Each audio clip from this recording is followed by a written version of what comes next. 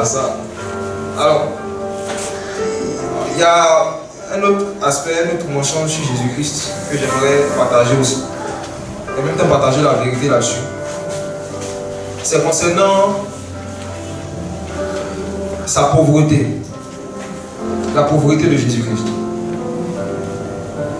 J'ai grandi dans le milieu protestant évangélique où il est beaucoup enseigné que Jésus-Christ s'est fait pauvre pour que nous soyons enrichis, n'est-ce pas? Où on nous a enseigné qu'en fait Jésus-Christ a fait un vœu de pauvreté pendant qu'il était physiquement présent pour que nous, les chrétiens, nous soyons plus riches et qu'il n'y ait pas de pauvres dans le royaume de Dieu. Partant de cette théorie, des prédicateurs ont même affirmé qu'un chrétien qui est encore pauvre, il est maudit. Tu as déjà entendu ça? Ok. Partant de cette théorie, plusieurs prédicateurs ont affirmé que la pauvreté est une malédiction, n'est-ce pas? Beaucoup de gens disent que la pauvreté est une malédiction.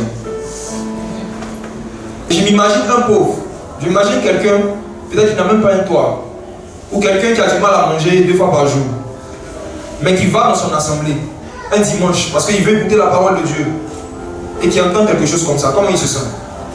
Maudit. Il se sent maudit, il se sent condamné. Et il regarde les gens autour de lui qui sont en veste cravate. Il regarde à l'entrée sur le parking du bâtiment d'église les voitures qui sont garées. Et il se dit, il faut que je cherche à être béni. Et qu'est-ce que ça sème dans son cœur? L'amour de l'argent, la soif de posséder le maximum de biens matériels, pour se sentir béni. Un des mensonges sur Jésus-Christ, c'est de dire que Jésus-Christ est venu rendre les chrétiens riches. Et que si tu es chrétien, forcément, tu dois être riche matériellement.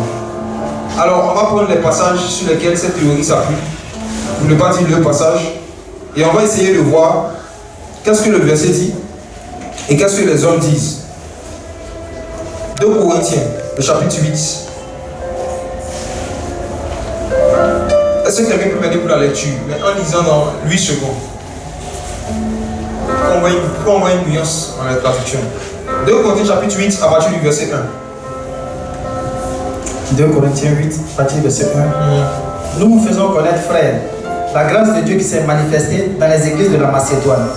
Au milieu de beaucoup de tribulations qui les ont éprouvées, leur joie débordante et leur pauvreté profonde ont produit avec abondance de richesse, de riche libéralité de leur part. Ok, tu peux lire le verset 2 s'il te plaît? Au milieu de beaucoup de tribulations qui les ont éprouvées, leur joie débordante et leur pauvreté profonde ont produit avec abondante richesse, ont produit avec abondance de riche libéralité de leur part. Le passage même sur lequel ces menteurs se basent pour accuser les pauvres, pour accuser les gens, condamner les gens, les chrétiens qui n'ont pas d'argent dans les assemblées. Le passage commence par dire que les chrétiens de Macédoine étaient dans une abondante pauvreté. C'est pas ce qui est écrit? Est-ce que les chrétiens de Macédoine étaient maudits? Frères et sœurs, ils étaient maudits? Mais l'apôtre Paul dit qu'ils étaient dans une abondante pauvreté. Je ne sais pas si vous vous rendez compte. Mais il dit, cette abondante pauvreté-là a produit une richesse. Et quelle est cette richesse-là? Au verset 2, on peut regarder. Il dit, l'abondante pauvreté de ces pauvres-là ont produit quoi? Une richesse qui est quoi? La libéralité. Suivons bien, frères et sœurs. Voici la richesse des premiers chrétiens. C'était quoi? La libéralité. Ce n'était pas l'argent. Même les chrétiens qui étaient dans une abondante pauvreté étaient riches en libéralité. Alléluia. C'est quoi la libéralité? La libéralité, c'est le fait d'avoir l'aptitude de donner lorsqu'il y a un besoin qui est manifesté sans manifester l'égoïsme. C'est tout. C'est le fait de donner facilement, de partager ses biens à quelqu'un qui est dans le besoin simplement. C'est ça la libéralité. Et Jean-Baptiste a enseigné la libéralité lorsque des hommes sont venus lui demander, après s'être baptisé, qu'est-ce qu'on doit faire pour plaire à Dieu? Et Jean-Baptiste leur a dit que celui qui a 2 vêtements donne un à celui qui n'en a pas. Quand tu as 2 vêtements, ça fait 100%, n'est-ce pas? Si tu prends un pour donner, tu as donné combien de pourcents? 50%. Donc même sous la loi, Jean-Baptiste n'enseignait pas 10%.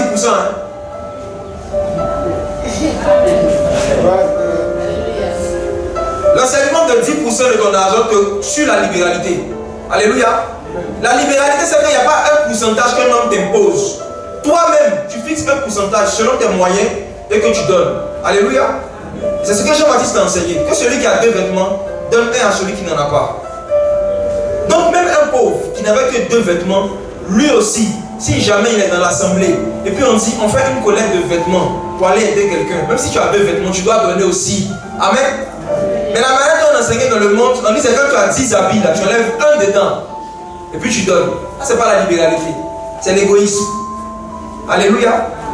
Et l'évangile de prospérité a appris à entraîner, éduquer les chrétiens à faire des dons de manière égoïste, et ils sont pauvres en libéralité.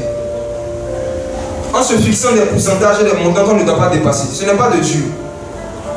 Donc le passage de 2 Corinthiens chapitre 8 commence par dire que les chrétiens de Macédoine étaient dans une profonde pauvreté. L'expression est forte. Mais que cette profonde pauvreté a conduit de riches libéralités. Les chrétiens étaient riches en libéralité. Quand il y avait des offrandes à faire par quelque chose, on ne dit pas que c'est ceux qui ont beaucoup d'argent qui doivent se cotiser. C'est la cupidité. Et on voit cette forme de cupidité aujourd'hui encore, même dans les mouvements des réformes.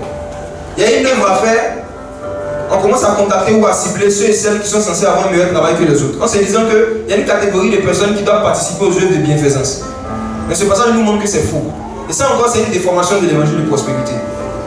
Mais même l'abondante pauvreté peut produire de riches libéralités. On continue le passage. À partir du verset 3, 2 Corinthiens chapitre 8. Je suis témoin qu'ils ont donné volontairement selon les moyens et même au-delà de leurs moyens. Voici la libéralité. Alléluia. On parle des pauvres, hein. Suivons bien, hein. Quand on parle des pauvres, des chrétiens pauvres de Macédoine. Ils ont donné selon leurs moyens. Ça veut dire que même s'ils avaient 1000 francs, ils pouvaient enlever 200 francs et donc pour contribuer à ce qui est en train de se faire. Et qu'il y en a même qui ont décidé, il a dit de donner au-delà même de leurs moyens. Amen. Et il continue, il dit, nous pressons avec de grandes prières de recevoir la grâce de prendre part à cette contribution en faveur des saints. Et ils n'ont pas fait seulement comme nous l'espérions, mais ils se sont donnés premièrement eux-mêmes au Seigneur, puis à nous par la volonté de Dieu, de sorte que nous avons exhorté Tite, comme il avait commencé auparavant, qu'il achève aussi cette œuvre de bienfaisance envers vous. C'est pourquoi, comme vous excellez en toutes choses, en foi, en parole, en connaissance, en zèle, dans l'amour que vous avez pour nous, faites en sorte d'exceller aussi dans cette œuvre de bienfaisance. Je ne dis pas cela pour vous donner un ordre, mais pour éprouver par le zèle des autres la sincérité de votre charité. Maintenant, voici le verset. Car vous connaissez la grâce de notre Seigneur Jésus-Christ, virgule, étant riche, suivant, hein, étant riche, il s'est fait pauvre pour nous, afin que par sa pauvreté, vous soyez enrichis. Alléluia.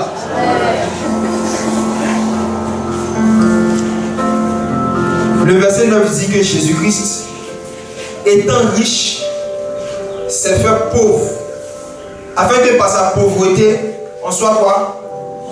Enrichi. Donc allons point par point. Jésus-Christ était riche, n'est-ce pas? Paul parle de Jésus-Christ avant sa venue sur terre, avant qu'il ne soit manifesté en chair. Lorsqu'il était encore un esprit et qu'il habitait au ciel, quand il était riche. Alléluia. Et Jésus-Christ étant riche au ciel, est-ce que Jésus-Christ avait de l'argent? Est-ce qu'on utilise l'argent au ciel? Donc la richesse de Jésus-Christ dont on parlait ici, ce n'est pas l'argent. Amen. Ce n'est pas l'argent. Dieu n'est pas riche en argent, il n'en a pas, il n'utilise pas. L'argent monnaie que vous connaissez. Le Seigneur n'a pas ce qu'il a. Est-ce qu'on utilise la monnaie au ciel? Non. Le Seigneur n'est pas riche en argent.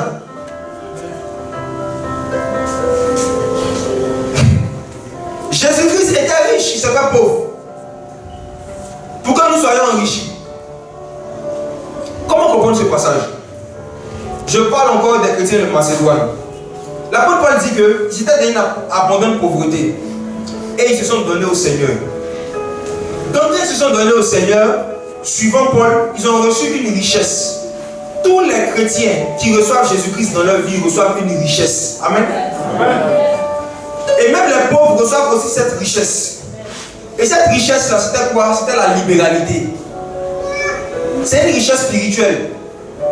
Ce n'est pas une richesse matérielle. La libéralité, ça veut dire la capacité de donner librement selon ses moyens.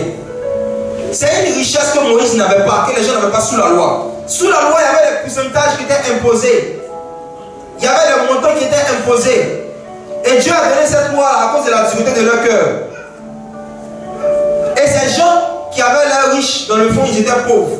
C'est pour cela que, par exemple, sous la loi, voici une histoire qui s'est passée. Jésus-Christ était là, il y a des gens qui venaient faire des offrandes d'argent. Et la Bible dit que beaucoup d'hommes riches venaient mettre l'argent dans le pot, n'est-ce pas? On connaît cette histoire. Et le Seigneur dit qu'il y a une veuve qui a donné petit, mais c'est tout ce qu'elle avait pour vivre. Une seule pièce. Alléluia. Pour rendre ça, pour mettre un peu en parabole, pour que tout le monde comprenne, c'est comme s'il y a un panier ici, on lui faisait une offrande. Et puis il y a des gens qui viennent, comme on le voit, moi il donne 1 million. L'autre dit moi il donne 100 000. Un dit moi je donne 500 000. Et dans les cœurs des gens Chanel qui sont les gens se disent waouh, ils donnent pour le royaume des cieux. Mais supposons qu'il y a une vieille femme qui est là, qui vient du fond de la salle. Elle a 25 francs sur elle, 25 francs CFA. Elle vient avec cette pièce-là, elle dépose dans le panier. Si toi tu étais le comptable et que Jésus te demandait qui a plus donné que tout le monde, j'allais dire quoi? C'est lui qui a donné 1 million, n'est-ce pas? La comptabilité de Jésus n'a rien à voir avec la comptabilité des hommes. Les hommes évaluent ce que tu as donné en fonction du montant. Jésus évalue en fonction de la libéralité. Et le Seigneur a enseigné que ces femmes étaient plus riches que tous les hommes riches qui étaient là. Pourquoi? Parce qu'il a dit que ceux-là, ils ont donné leur superflu. Ils ont donné leur superflu. Superflu, c'est ce que tu n'utilises pas, ce dont tu n'as pas besoin. Il dit elle, quelque chose même dont elle avait besoin, elle a donné. Donc elle a donné plus que eux tous. Cette femme était dans une abondante pauvreté, mais elle était riche en libéralité. Alléluia. La véritable richesse que Jésus-Christ a donnée à ceux qui l'ont cru, c'est la libéralité. Et quand on dit Jésus-Christ était riche, comme on le sait, ce n'est pas l'argent, parce qu'au ciel, il n'était pas riche en argent. Il était riche en quoi? Pour savoir, il faut qu'on aille dans l'ancienne alliance. Parce que Jésus-Christ est le Dieu de l'ancienne alliance. C'était le Dieu d'Israël, le roi d'Israël, celui qui se manifestait à Moïse. Donc allons voir, retournons, allons voir dans le passé, Dieu était riche en quoi quand il était Dieu? Quand il était dans une forme spirituelle, en quoi Dieu était riche? On va aller dans le livre d'Exode. Bon, on va prendre Nombre, pour un peu de temps. Nombre chapitre 14, verset 18. Qui va faire la lecture? Jésus, le Dieu riche. Ouais. Nombre chapitre 14, verset 18. Second. Nombre 14. Nombre chapitre 14, verset 18. Verset 18. L'Éternel est lent à la colère et riche en bonté. Il est riche en quoi? En bonté. Riche en quoi? En bonté. Ok. Allons-y dans Joël chapitre 2. On va lire rapidement, rien du temps. L'Éternel, encore Yahweh, dont on va laisser, c'était Christ. Riche en bonté. Oui. Joël 2. Oui. Verset 13. Verset 13. Joël 2, 13. Déchirez vos cœurs et non vos vêtements, et revenez à l'Éternel votre Dieu, car il est compatissant et miséricordieux, lent à la colère et riche en bonté. Il est riche en quoi encore? En bonté encore. Qui parle de bonté parle de libéralité. Ok. Jonas chapitre 4. Jonas connaissait la richesse de Dieu. Et c'est pour cela qu'il ne voulait pas aller prêcher à Ninive. C'est ce qu'il a dit à Dieu. Il connaissait ça que Dieu était riche. Et que s'il allait prêcher la repentance, que les gens se repentaient, ils allaient recevoir la richesse de Dieu. Et il ne voulait que ses ennemis restent pauvres. Jonas n'aimait pas ses ennemis. Jonas 4, verset 2. Il implora l'Éternel et dit: Ah, Éternel, n'est-ce pas ce que je disais quand j'étais encore dans mon pays?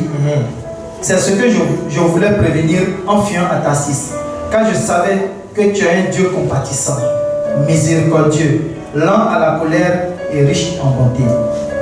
Alléluia. Amen. Jésus est riche en bonté.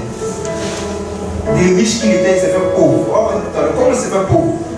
Il y a un passage qu'on prend souvent, on dit que Dieu dit qu'il est l'or et l'argent m'appartiennent, n'est-ce pas? Ok. Regardons Psaume chapitre 104, verset 24. Psaume 104, verset 24. Verset 24. Que tes œuvres sont en grand nombre, ô Éternel. Tu les as toutes faites avec sagesse. La terre est remplie de tes biens. La terre est remplie de tes biens. Ok. Dans d'autres versions, ils ont mis la terre est remplie de tes richesses, n'est-ce pas? La terre dont on parle là, c'est la vraie terre, le sable où on mange dessus. Et n'est-ce pas pas que le sol est rempli de richesses? L'or vient d'où? Et l'argent, le pétrole, la nourriture. Vous voyez? Tout ce qui vient de la terre, c'est ça qui sont les biens physiques de Dieu. Est-ce qu'on suit, frères et sœurs? Tout ce qui provient du sol, là, ça fait partie des richesses aussi du Seigneur. Mais Jésus, ce Dieu-là, étant propriétaire de toutes ces choses, il s'est fait pauvre. Il a fait comme s'il n'est pas le propriétaire. Lui-même, il va chez les gens pour demander à manger. Frères et sœurs, le passage qu'on vient de lire, fait bref, dans 2 Corinthiens chapitre 8, qui dit que Jésus, étant riche, s'est fait pauvre. Jésus était riche en deux choses. Comme on a vu, il était riche en bonté, riche en libéralité. Et il était riche aussi en biens qui sont en bas de la terre, à la surface de la terre. Toutes ces choses-là lui appartiennent. Mais pour venir nous sauver, il y a une autre richesse encore. Il était riche en puissance et en gloire. Amen. Si vous regardez Ésaïe chapitre 6, Ésaïe a vu une scène où il y avait des anges qui ne pouvaient pas regarder la face du Seigneur. N'est-ce pas? La Bible dit qu'il prenait des ailes pour se cacher le visage. Il ne pouvait pas regarder Dieu. Parce qu'en ce moment, il était riche en gloire. Alléluia. Le Seigneur était riche en puissance. Et s'il restait dans cette richesse-là, aucun homme n'avait pouvoir le regarder parler avec lui. Il a dû se dépouiller de sa gloire. Il s'est dépouillé lui-même, il s'est dépouillé de cette richesse-là. Il s'est fait comme un simple homme. Il s'est fait pauvre en gloire, pauvre en puissance. Pendant 30 ans, il n'a pas chassé des démons, mais il était sur la terre. Pendant 30 ans, il n'a pas guéri les malades. Il s'est fait pauvre. Pour nous donner une autre richesse qu'on appelle la patience. Vous qui vous convertissez en janvier, et puis en même temps février, oui, Dieu vous appelle à commencer le ministère. Vous allez finir comme Lucifer. Parce que vous n'êtes pas riche en patience. Jésus est né, les anges ont dansé, les mages l'ont adoré, les bergers n'en parlent pas. Ils ont tué des bébés à cause de lui. Mais après tout ça, il a attendu le temps que le Père avait fixé pour lui. Il était riche en patience. Et on va voir Romains chapitre 9. Parlant des richesses du Seigneur. Pour confirmer juste ce qu'il dit. Romains chapitre 9. Versets 22 à 23. Romains 9, 22 à 23. Oui. Et que dire? Si Dieu, voulant montrer sa colère et faire connaître sa puissance, a supporté avec une grande patience des vases de colère formés pour la perdition, et s'il a voulu faire connaître la richesse de sa gloire envers des vases de miséricorde qu'il a d'avance préparés pour sa gloire. S'il a voulu faire connaître les richesses de quoi? De sa gloire. Donc Dieu était riche en quoi? En gloire. Mais quand même Jésus-Christ, de glorieux qu'il était, malgré qu'il était riche en gloire, il s'est fait pauvre. Vous savez, il s'est fait comme un simple homme. Alléluia. Il s'est fait comme un simple homme. Il s'est joué les gens qui n'étaient pas venus pour libérer les captifs pendant 30 ans. Pour nous enseigner un comportement, la patience, attendre le temps du Seigneur. Il a attendu que la patience fasse parfaitement son œuvre en lui, en tant qu'homme. Et toutes les richesses que Jésus est venu donner aux chrétiens, ce sont des richesses spirituelles. Même si vous prenez le dictionnaire Larousse, que vous regardez la définition de riche, on dit que c'est une chose que quelqu'un a en abondance. C'est tout, hein. Ça peut être matériel comme ça peut être spirituel. Mais Jésus-Christ, de pauvre qu'il était, de riche qu'il était, pardon, il était riche dans les choses spirituelles. Il s'est fait pauvre, il s'est fait comme un simple homme. Il s'est dépouillé de sa gloire. Il est né tout ça dans une étable, n'est-ce pas? Une étable, pour ceux qui ne savent pas, c'est un lieu où les moutons, les bœufs, les animaux faisaient leur sel, il y avait des excréments. C'est un lieu qui sentait mauvais. C'est là-bas que le Dieu riche est né, parce qu'il était riche en humilité. Alléluia. Combien d'entre vous allez accepter que vos enfants naissent dans des maternités ou bien dans des cliniques où l'hygiène n'est pas bien? Combien allez accepter? Maintenant, regardez le Fils unique de Dieu, le Dieu riche. Il accepte de naître dans une étape, dans un endroit sale, afin que par sa pauvreté on soit enseigné. Alléluia. Par ce caractère qu'il a manifesté là, nous aussi on soit enseignés. Malgré qu'il est le propriétaire, comme David l'a dit, de tous les biens qui sont dans la terre. Son propre fils unique, il est né où ça? Dans une étape. Il s'est fait pauvre. Il s'est dépouillé de ses titres.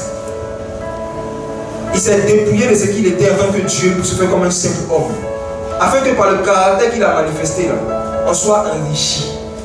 Ça veut dire on soit enseigné, qu'on apprenne les valeurs spirituelles. Alléluia. Voici le véritable sens de ce passage en fait. Et une autre chose qui montre que Jésus-Christ s'est fait pauvre, c'est Matthieu chapitre 5, la manière dont ça commence.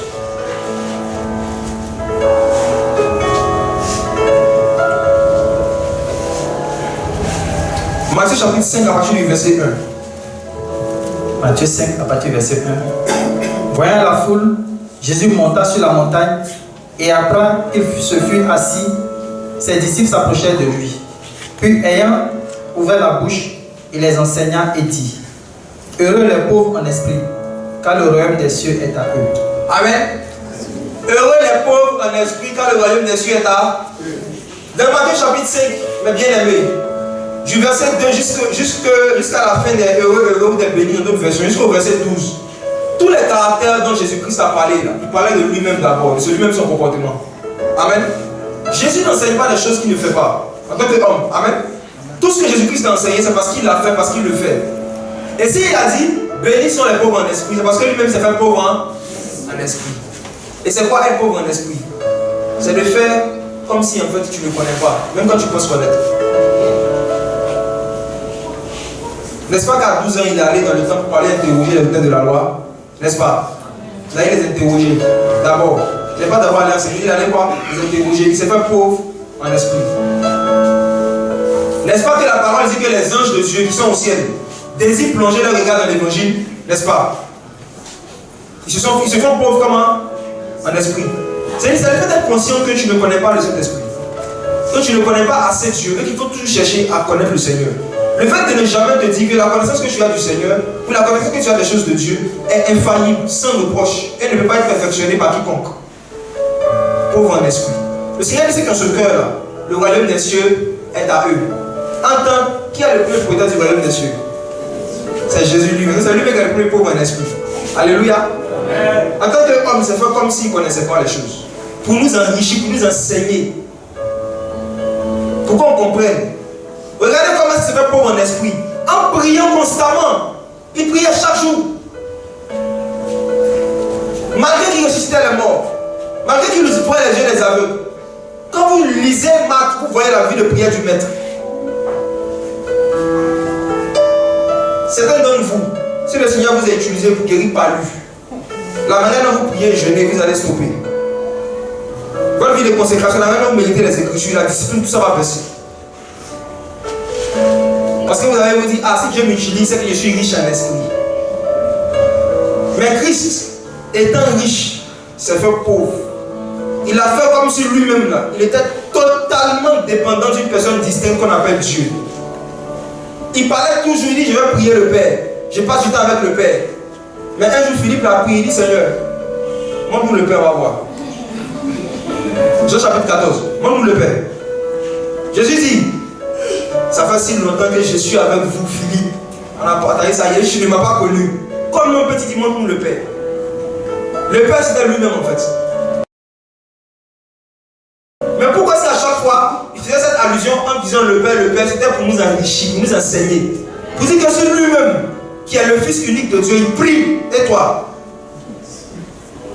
Si lui-même il trouve utile de prier constamment, régulièrement, d'être soumis à la volonté de Dieu, et toi?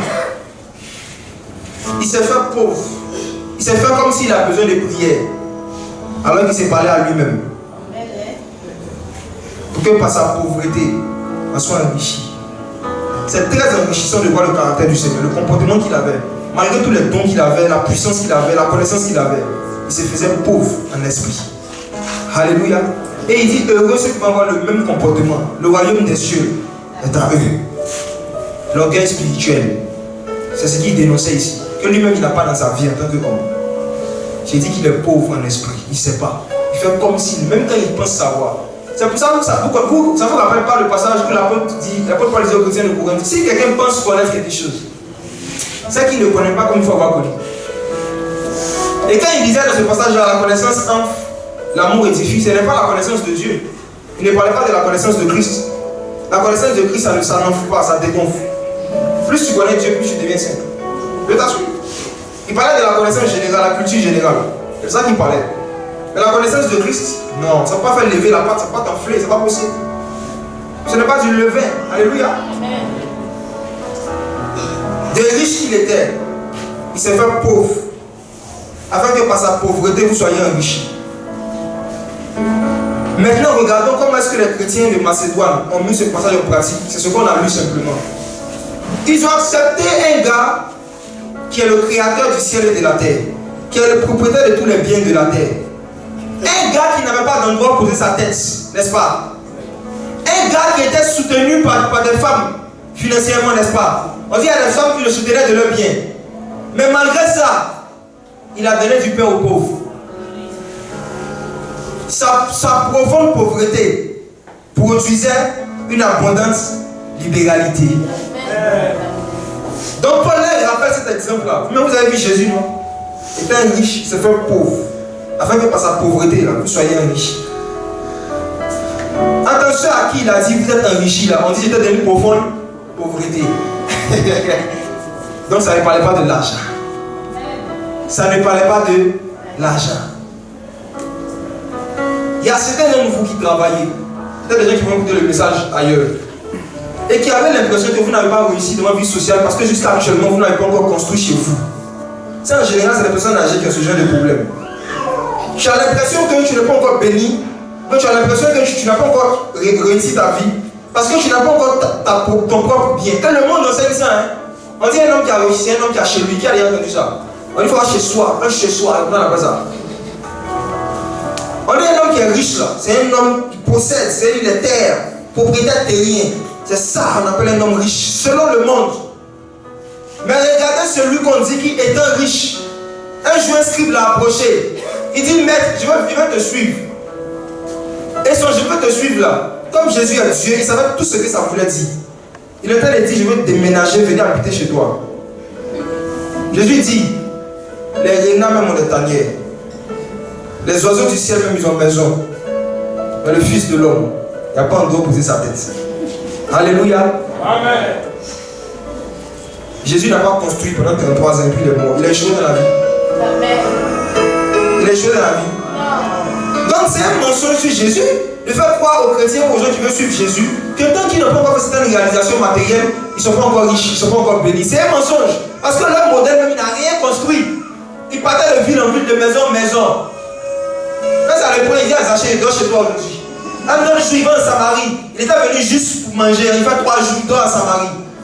Un homme suivant aller à Jérusalem, comme dans Luc chapitre 9, il envoie ses disciples aller trouver un logement là-bas.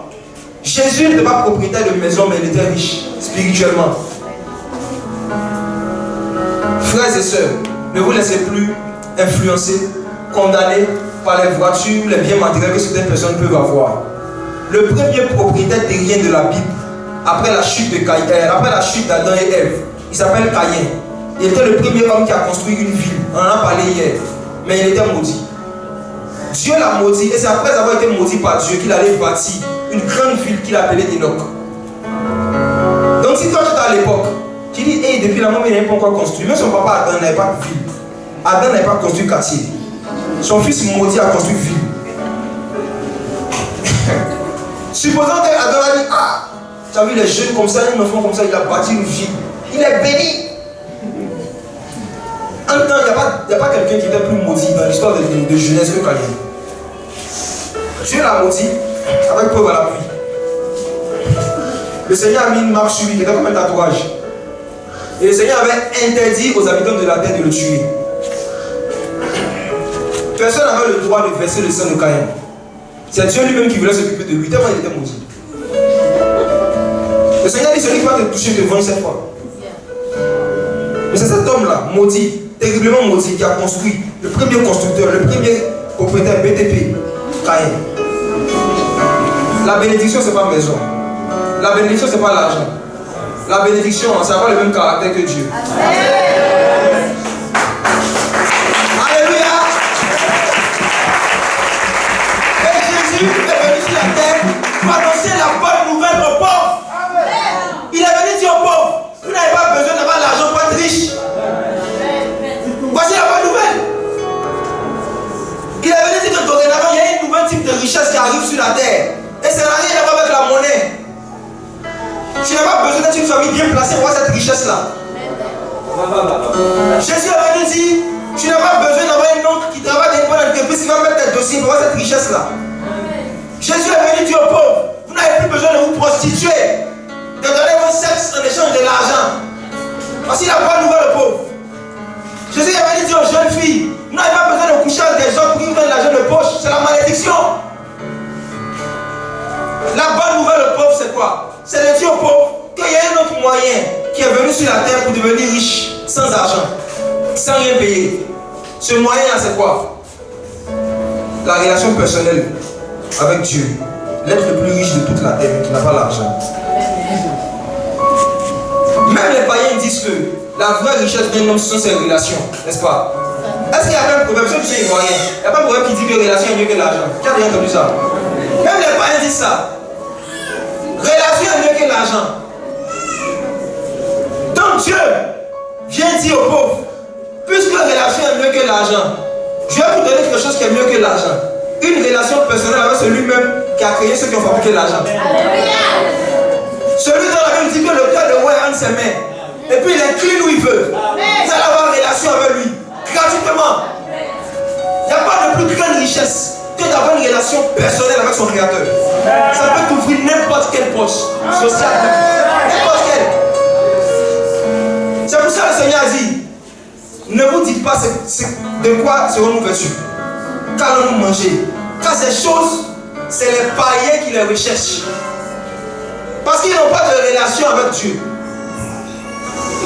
Il dit, mais vous, cherchez premièrement le royaume des cieux et son comportement. Quand le Seigneur dit le royaume des cieux, c'est sa justice. Le royaume des cieux, c'est Jésus lui-même, c'est le Saint-Esprit. Le royaume des cieux, c'est Jésus. Il cherchait premièrement Jésus et son comportement, sa justice. Tout le reste vous sera donné par-dessus. Certains d'entre vous, ce n'est pas parce que vous avez reçu Jésus que vous travaillez. Mais vous-même, vous savez que si vous n'aviez pas reçu Jésus, les démons avaient tellement abîmé votre cerveau, vous ne serez même pas capable de faire les exercices que les païens font. Qui est d'accord avec moi? Donc Dieu vous a donné une richesse, c'est quoi? L'intelligence. Voilà. Dieu vous a donné la capacité d'apprendre les métiers. Il vous a donné la faculté de pouvoir écouter une leçon et puis de comprendre. Il vous a donné la capacité de pouvoir faire des choses honnêtement pour gagner votre vie. Voici votre richesse. Et je vous dis, Jésus, lorsqu'il rentre dans la vie même d'un homme qui n'a aucun talent, qui est nul, Jésus lui donne des talents. J'étais nul en mathématiques. J'avais jamais eu moyenne de 3e jusqu'à terminale. Je me rappelle, on avait fait examen blanc dans l'école. On dit à seulement 3 terminales, bac plein, il y a 3 admis dans toute l'école, sur des centaines d'élèves. Par la grâce de Dieu, j'étais dedans. Mais quand il va sortir ma note en maths, il y a eu 1. Même le dernier, quand il a vu ma note, il dit à Mesa, moi il ne faut rien. Mais l'exercice de maths sont donnés, il a dit moyen. Et je me rappelle ce jour, j'ai pris 3 intercalaires pendant la compo pour avoir 1. Et les autres matières où j'ai eu la moyenne, j'étais un tricheur. Je trichais. Et les étudiants m'admiraient. Je me rappelle que mes trimestres en terminale, j'ai triché jusqu'à. Et il dit le moyen. Comment vous comprenez? Il y en a comme ça. Vous pensez que vous êtes bénis, vous êtes des tricheurs. Vous savez comment vous avez eu vos diplômes. Vous savez comment vous avez préparé vos examens. Voici la vie que je menais. Mais lorsque Jésus-Christ est rentré dans ma vie, frères et sœurs, c'est pas pour me vanter, c'est pour encourager les étudiants qui pensent que le fait de ne pas comprendre certaines matières, c'est une fatalité. La matière la plus difficile à comprendre, c'est l'œuvre de la croix. La matière la plus compliquée, difficile à comprendre, c'est la mort de Christ sur la croix pour tes péchés. Si tu as compris ça, il n'y a pas de matière que tu ne pourras plus comprendre. La Bible dit que l'évangile, c'est une connaissance qui surpasse toute intelligence. Si tu as pu comprendre ça, il n'y a pas de matière étudiante que tu ne peux pas te faire comprendre. Il n'y a pas. Si tu as pu comprendre pourquoi est-ce que Christ absolument devait venir mourir pour tes péchés, il n'y a pas de matière que sur Christ ne peut pas te faire comprendre. Parce que ça, même les sages de ce monde, ils n'ont pas compris. Il dit comment est-ce qu'un charpentier vient se faire tuer, puis on dit, si tu crois en lui, tu es sauvé. C'est trop bête. Pour eux, c'est irrationnel. Ça ne coïncide pas avec les formules mathématiques qu'ils connaissent. Mais des riches qui étaient, spirituellement parlant, il était riche. Il s'est fait pauvre en esprit, spirituellement parlant, pour que par sa pauvreté, nous soyons enrichis spirituellement parlant. Alléluia. Voici comment il faut comprendre le verset. Ne vous laissez plus égarer, ne vous laissez plus condamner. Cherchez premièrement Jésus et son comportement, le royaume des cieux et sa justice. Tout le reste vous sera donné par-dessus. De quoi est-ce que nous allons manger? De quoi nous serons convertis? Jésus dit que c'est les païens qui cherchent ces choses. Ne sois plus païen, change tes sujets de prière. Même dans l'ancienne alliance, j'ai fait un constat. La plupart des hommes qui ont eu une rencontre personnelle avec Jésus-Christ, après avoir eu cette rencontre-là, ont appris un nouveau métier. Je prends le cas déjà d'Abraham. Quand Abraham a croisé Dieu, il était berger, n'est-ce pas? Il était éleveur, c'est ce qu'il savait faire. Mais Dieu, un jour, ils ont enlevé son neveu et il devait aller en guerre contre les rois de Kedorlaomer. Dans Genèse chapitre 14. Et la Bible dit qu'Abraham, qui avait plus de 80 ans, il allait faire guerre. Dieu lui a appris les armes à suivre. Dieu a appris à Abraham les stratégies militaires. Il n'a pas fait ça à l'école. C'est Dieu qui l'a enseigné. Après ça, Dieu s'est révélé à lui. Dieu dit à Abraham, il y a quelque chose que je veux te donner qui sera mon alliance entre moi et ta postérité. La circoncision.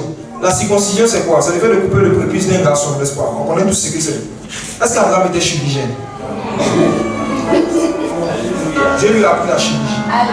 Abraham s'est circoncis lui-même. Et puis il a circoncis. Avant lui, ça n'existait pas. Il a circoncis les autres. Qui lui a montré cette science? C'est Dieu. Beaucoup d'hommes et de femmes comme ça dans l'ancienne alliance. L'histoire manque. Même Jacob. Jacob, son travail, avant qu'il fuit de la maison de son père, son travail, c'était ce qu'on appelle les philomanes.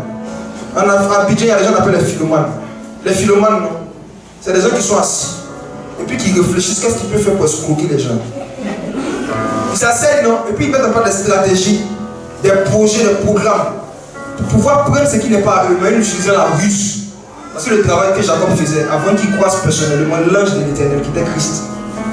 On dit qu'il était assis sur un avenue, il regardait. On dit ça serrait et puis il réfléchissait. C'est son travail, Jacob. Il disait bien, on dit il est assis là, il est assis.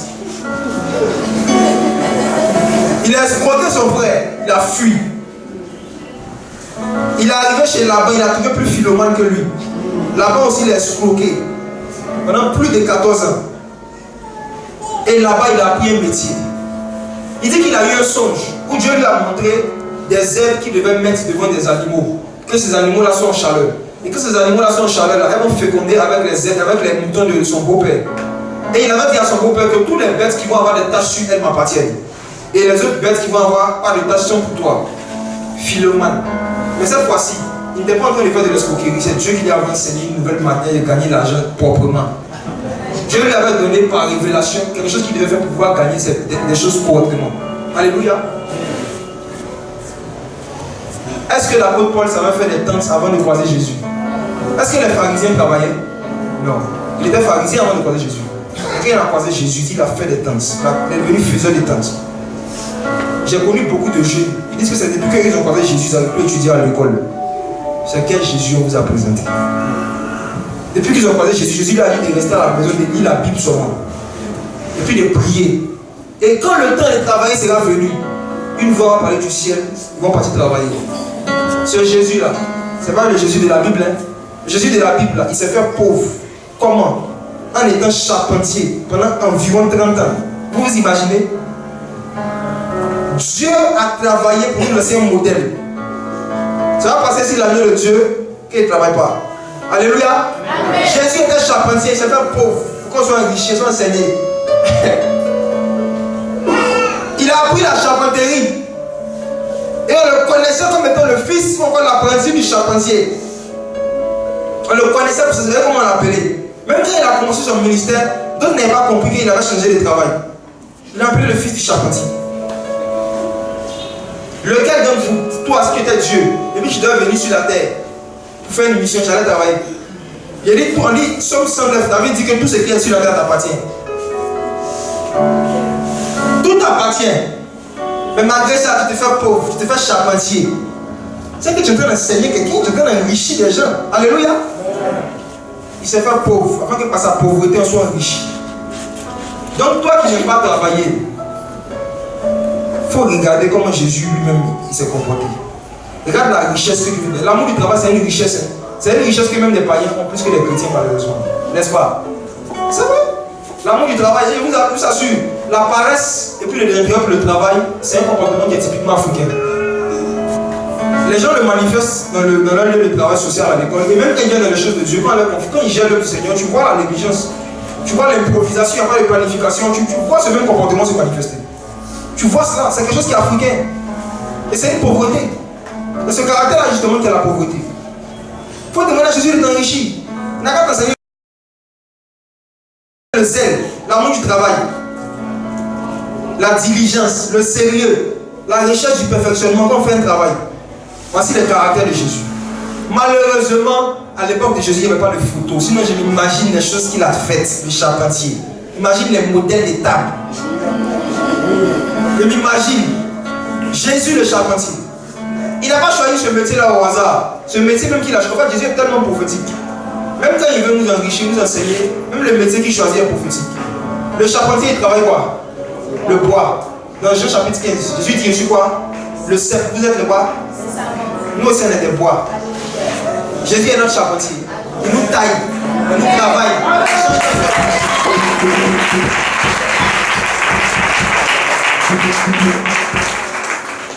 Donc, pour clouer le bec à ceux qui prêchent l'évangile de prospérité et qui disent que les chrétiens, ceux qui n'ont pas riches, ne sont pas riches matériellement, ils doivent pas être sauvés, que c'est pour ça que Jésus est venu. On va prendre un passage très simple dans le livre de Jacques. Chapitre 2.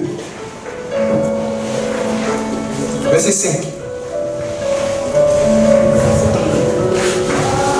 Écoutez mes frères bien-aimés, Dieu n'a-t-il pas choisi les pauvres aux yeux du monde pour qu'ils soient riches en la foi et héritiers du royaume qu'il a promis à ceux qui l'aiment?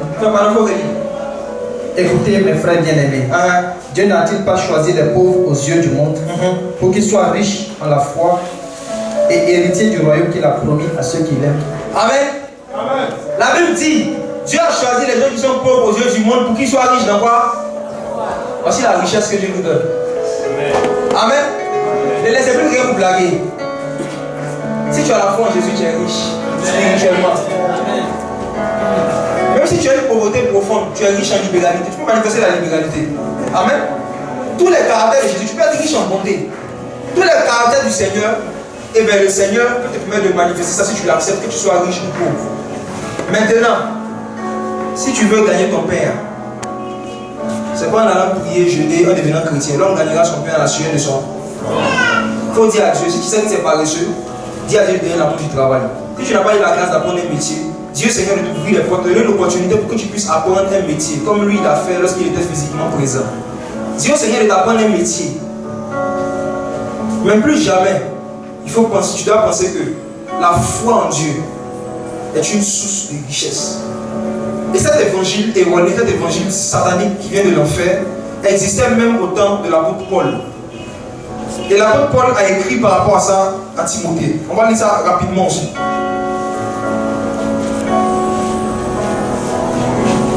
Timothée chapitre 6.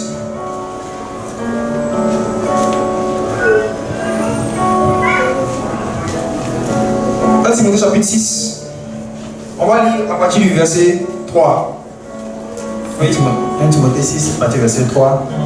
Si quelqu'un enseigne de fausses doctrines et ne s'attache pas aux saintes paroles de notre Seigneur Jésus-Christ et à la doctrine qui est selon la piété, il est enflé d'orgueil, il ne sait rien. Et il a la maladie des questions oiseuses et des disputes de mots, d'où naissent l'envie, les querelles, les calomnies, les mauvais soupçons, les vains discours d'hommes corrompus d'entendement, privés de la vérité et croyant que la piété est une source de gain. Il faut répéter cette phrase s'il te plaît. Croyant que la piété est une source de gain. Croyant que la piété est une source de gain. Il dit que les hommes qui sont corrompus et qui sont égarés de la vérité croient que la piété est une source de gain. Ça veut dire quoi? Ils croient que le fait de devenir chrétien est un moyen de sortir de la galère. Ils croient que le fait de se convertir à Jésus, merci, le fait de se convertir à Jésus là, c'est une manière de gagner de l'argent. Et ce sont les hommes qui sont privés de la vérité, qui croient que la piété, la consécration à Dieu est une source de gain. Et il y a beaucoup de gens dans les assemblées protestantes évangéliques qui vivent dans une forme de piété. qui ne couche pas avec garçon, il ne va pas en boîte de nuit, il ne fume pas. Mais le motif pour lequel ils le font, ce n'est pas parce qu'ils aiment Jésus, c'est parce qu'ils aiment l'argent. Parce qu'on leur a enseigné que lorsque tu pêches, tu vas perdre ta destinée. On leur a dit, on se sanctifie pour ne pas perdre ses bénédictions matérielles. Si tu pêches, tu peux perdre ton travail. Si tu pêches, tu ne vas pas te marier. Si tu pêches, la voiture que Jésus voulait te donner là, il ne va pas te donner. Donc du coup, le motif de la sanctification, ou encore le motif de la piété, c'est l'espérance des voitures, pas l'espérance de la gloire. Christ en eux, l'espérance des maisons. Et il dit, c'est des gens, ils sont des milliers, qui sont des hommes corrompus. Ils pensent que la foi en Dieu, que la conversion à Jésus-Christ, peut être chrétien, est une source de gain. Et il y a beaucoup de gens qui ont adhéré au christianisme évangélique comme cela et qui ont rempli les bâtiments d'église. Parce qu'on leur a dit, si tu viens, Jésus va changer ta vie. Et pour changer ta vie, c'est seulement ta vie sociale. Alors que Jésus commence d'abord par le spirituel. Il change ta vie spirituellement d'abord. Et regardez ce qu'il dit par rapport à l'amour de l'argent. Verset 6. Verset 6. 1 Timothée 6, verset 6. C'est en effet une grande source de gain que la piété avec le contentement. Car nous n'avons rien apporté dans le monde et il est évident que nous n'en pourrons rien emporter. Si nous avons donc la nourriture et le vêtement, cela nous suffira. Verset 8, il faut relire par là. Si nous avons donc la nourriture et le vêtement, cela nous suffira. Tu peux relire une dernière fois.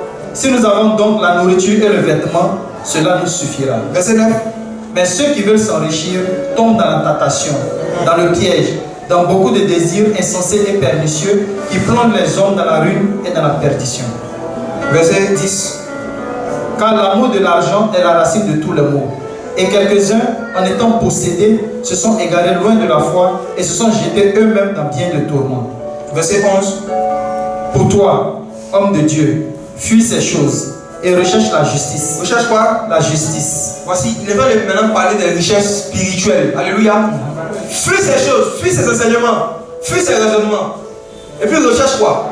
La justice, oui. La piété, la foi, la charité, la patience, la douceur. Alléluia. En d'autres termes, fuis ces choses et recherche la richesse de Christ. Bien aimé. Être pauvre, ce n'est pas une malédiction, c'est un état. Amen. De la même manière que être noir, ce n'est pas une malédiction, c'est un état. Avoir la peau noire, avoir mal à la tête, ce n'est pas une malédiction, c'est un état. On peut passer, n'est-ce pas? Voilà. La pauvreté n'est pas une malédiction, c'est un état. La malédiction, c'est le fait de ne pas avoir une relation personnelle avec Dieu. Le fait de ne pas avoir une relation personnelle avec ton Créateur. Le fait d'être ignorant de l'amour que ton Créateur a pour toi. Parce que tu vas souffrir, même si tu as tous les biens du monde, tu ne seras jamais heureux. Tu ne seras jamais heureux. Parce que tu ne vas pas te sentir aimé. Aucun homme peut t'aimer jusqu'à ce que tu te sentes aimé. Ça n'existe pas. Même vous qui êtes mariés. Vous savez, ceux qui sont mariés, vous savez, l'amour de ta femme ou de ton mari a des limites, n'est-ce pas? L'amour a des limites. Dans la limite des stocks disponibles. C'est pas toujours l'envie de sourire. Pas toujours l'envie de causer. Si jamais tu fais même par maladie des choses qui ne lui plaisent pas, voilà, tu as la réaction que tu as. Donc l'amour des hommes est limité. Et le Seigneur ne nous a pas donné des relations amoureuses pour remplacer la relation amoureuse qu'on doit avoir avec lui. Donc si tu penses que c'est quand tu vas te marier, tu dois te sentir aimé, ma soeur en Christ, je t'avertis. 1 Corinthiens chapitre 7, l'apôtre Paul dit, ceux qui veulent se marier auront des tribulations dans la chair. Au séminaire sur le mariage, dans des églises où on montre photo de deux personnes qui sont comme ça, et puis qui sont en train de jouer, c'est du mensonge. Ça, on n'a pas besoin de se marier pour faire ça. Même tes frères en Christ, vous pouvez rire ensemble. Qui te marie pour t'amuser là? Il ne faut pas te marier. On se marie pour ressembler davantage à Jésus-Christ. Dieu nous donne l'opportunité de manifester son comportement envers quelqu'un qui se comporte en général comme nous, bien pire que ce que nous-mêmes on fait. Pourquoi on voit comment ça fait? Pourquoi on voit un peu ce que l'église montre à Christ? Et puis malgré cela, ils sont toujours ensemble. Or, ceux qui veulent se marier auront des tribulations dans la chair. Mais pour ceux qui aiment Jésus, ils savent que, comme l'apôtre Paul l'a dit dans Actes chapitre 14, ce n'est pas beaucoup de tribulations que nous devons rentrer dans le royaume des cieux. On ne doit pas être à la recherche du confort. Non, on doit rechercher la volonté de Dieu. Et si la volonté de Dieu est confortable, gloire à son nom. Mais si sa volonté, c'est qu'on reste dans une cloche, gloire à son nom, on n'est pas maudit. beaucoup de gens, je suis sûr, qui croyaient à l'évangile de prospérité au temps de Christ, quand il était né, sûrement qu'ils allaient dire qu'il est maudit. C'est-à-dire, tu as vu quand on fait enfant en mariage, là, Marie, on lui a parlé, mais tu n'as pas écouté. À l'époque, parce que ça va ce qui s'était passé, hein, on voyait juste deux personnes qui sont fiancées. Deux personnes fiancées, un bébé sort. Et voilà, sont maudits. La preuve, là où il est né, fils de Dieu, même réfléchissez, fils de Dieu. Fils de Dieu, le Messie, là où il est né, Messie. Là où il est, fils de David, là où il est né. De un, il est dans la crèche, de deux après, il devient fugitif. Un rescapé, il fuit, quitte son pays, c'est en Afrique. C'est quel béni, c'est quoi enfant béni ça? Il n'a pas de maison depuis les bébés. Ils sont ici, ils vont des tables, là-bas ils sont comme ça. Ils vont en Égypte, ils peuvent venir, on dit non, ils vont pas matin, ils reviennent. Il est béni comme ça. Et oui. Jésus s'est fait pauvre en l'esprit. Je termine par ce point-là. Mais physiquement, Jésus n'a pas vécu dans la pauvreté. N'est-ce pas? Pourquoi je le dis? Est-ce que vous pensez vraiment que quelqu'un qui n'a rien du tout, qui n'arrive même pas lui-même à se prendre en charge, peut dire à 12 personnes, quittez votre travail, puis suivez-moi? Il peut leur dire ça? Non. N'est-ce pas qu'il était charpentier? Tous ceux qui travaillent, qui travaillaient même depuis le temps, ils font des économies, hein, n'est-ce pas? Quand il est bébé, qu'est-ce qu'on lui a offert à sa naissance? De l'or, de la mie et de l'encens. Ce sont des choses qui avaient de la valeur. Matériellement parlant, il avait la nourriture et le vêtement. Et ceux et celles aussi qu'il a appelés pour le suivre, pour être parmi les 12, la plupart travaillaient avant de le rencontrer, n'est-ce pas? Donc ils avaient eu le temps, comme Pierre avait une barque, une maison pour certains. Ils avaient des biens aussi, qu'ils ont mis au service de l'évangile, au service de Jésus-Christ. Et lorsque la femme pécheresse est venue casser le parfum sur les pieds de Jésus, Judas a dit, on aurait pu vendre ce parfum pour le donner à qui? Aux pauvres. Est-ce que les pauvres là, ils mettaient Jésus dedans? Non. Parce que c'est vrai que matériellement, c'est eux qui gardaient la bouche du Seigneur, n'est-ce pas? C'est vrai que matériellement, Jésus se suffisait. Il se suffisait. Jésus a dit, les pauvres sont toujours avec vous. Donc, ils ne se mettaient pas dedans. Matériellement, quand Jésus s'est fait pauvre là, voici une preuve encore quand on parle de pauvreté matérielle. Parce que matériellement, il n'était pas pauvre, il se suffisait. Mais il s'est fait pauvre spirituellement. Il y a des caractères dont il s'est dépouillé. Il a fait comme s'il était sous la loi. Regardez comment est-ce qu'il a enrichi Pierre. Il a appris la soumission aux autorités. C'est que beaucoup de chrétiens, même ceux qui se disent réformés, n'ont pas. Il dit à Pierre, Pierre, regarde-moi. Est-ce que normalement, un pauvre là qui paye? Est-ce que le fils du royaume paye les pauvres?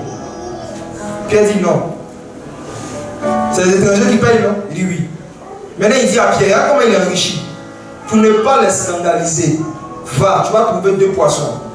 Un poisson, pardon. Tu vas prendre ce qui est dans sa bouche. Tu payes pour toi, je paye pour moi. Il s'est fait pauvre. Il s'est fait comme s'il est un étranger alors qu'il est le fils de Dieu. Amen. Il s'est fait comme un étranger. Il s'est comporté comme un étranger pour enrichir Pierre, pour l'enseigner, pour lui dire que même si un jour en toi aussi habite corporellement la plénitude de la divinité, ton nom guérit malade, il faut toujours être soumis aux autorités supérieures. Amen. Jésus n'a jamais enseigné la rébellion à ses disciples contre les autorités supérieures, jamais. Donc tu vas avoir des chrétiens qui sont dans une ville où il y a la mairie, mais ils disent, on a fait la dot, on n'a pas besoin d'aller à la mairie, mais ce n'est pas dans la Bible. Au moment où Jésus disait à Pierre de prendre l'argent pour aller payer les impôts, ce n'était pas dans la Bible. Ce qui était dans les Écritures, c'était d'être soumis aux autorités civiles qui sont dans le territoire où on est. Amen. Donc tous ceux qui ont fait d'autres mariages coutumiers, qui vivent ensemble et qui disent que ce n'est pas important d'aller devant le Père, vous êtes dans un péché. Lequel? La rébellion, qui est plus grave que le concubinage. C'est à cause de la rébellion, l'insoumission d'autorité que Dieu a chassé Satan et les anges déchus du ciel. Donc la plupart des chrétiens qui raisonnent comme ça, c'est pour 2 raisons. Soit parce qu'ils sont orgueilleux, comme je dis simplement, ils se disent, ouais, c'est pas dans la Bible, mais putain, la fête de naissance. C'est pas dans la Bible, ouais. Là, il est allé à la mairie. Quand c'est l'extrait de l'enfant, il est allé à la mairie. Ce n'est pas dans la Bible. Ça, c'est Jésus avec extrait. Maintenant, quand ça arrive sur une partie qui ne t'arrange pas, tu dis ce n'est pas dans la Bible. C'est qu'il y a dans la Bible. Le Seigneur dit que les magistrats sont les serviteurs de Dieu. Dans Romains chapitre 13, les magistrats sont serviteurs de Dieu. Donc les lois qu'ils ont établies, tant que ça ne contredit pas la parole de Dieu, on va se soumettre. Il y a d'autres qui le font parce qu'ils comptent se séparer au cas où ça ne va plus. en disant qu'ils n'ont pas divorcé parce qu'ils n'étaient pas encore mariés. Est-ce que vous comprenez? Il y en a qui font mariage coutumier et qui disent dans la Bible, c'est le mariage coutumier que le vrai mariage. Mais en même temps, dans leur cœur, c'est un cœur plus Dieu. Si un jour ça ne va pas entre moi et puis le gars, je peux sortir, je peux me séparer sans qu'on m'accuse d'avoir divorcé parce que je ne suis pas encore marié à la mairie. Et ils pensent qu'ils sont rusés. Donc quand ils sont à gauche, ils disent mariés, c'est le mariage dans la Bible. Maintenant si jamais ils se retrouvent à droite, ils vont dire non, je n'étais pas marié, donc on peut se séparer. J'ai déjà vu ça. C'est un comportement qui crée beaucoup de problèmes avec le Seigneur. Ça crée des problèmes avec le Seigneur. Et beaucoup de gens ont perdu leur foi, leur intimité avec le Seigneur dans ce genre de jeu. L'obéissance à Dieu vaut mieux que les sacrifices. La soumission comme des enfants à la volonté du Seigneur vaut mieux que les raisonnements et les sacrifices. Jésus s'est fait pauvre afin que par sa pauvreté, on soit enrichi. Que Dieu vous enrichisse. Au nom de Jésus-Christ. On va s'arrêter là.